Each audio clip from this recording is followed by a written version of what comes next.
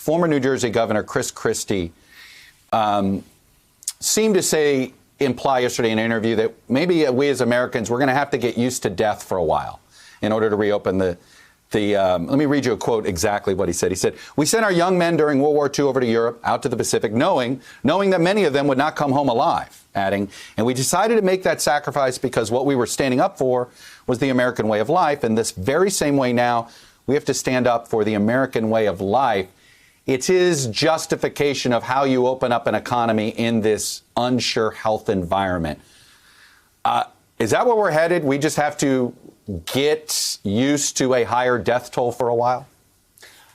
I don't know what Governor Christie's thinking when he says that. It reminds me of some of what we heard from the Lieutenant Governor of Texas, seeming to almost explain away that people are going to die and treating that like a cost of doing business. I think that's unconscionable.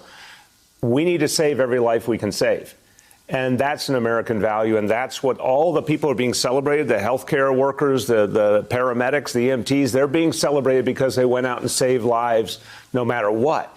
So I think the national goal should be to have the strongest possible healthcare system, to actually address the disparities that have been laid bare and make our healthcare system better, more universal, to save every life.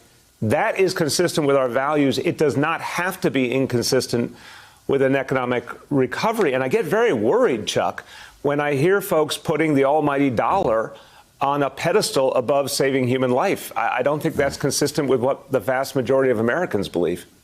Hey there, I'm Chris Hayes from MSNBC. Thanks for watching MSNBC on YouTube. If you want to keep up to date with the videos we're putting out, you can click subscribe just below me or click over on this list to see lots of other great videos.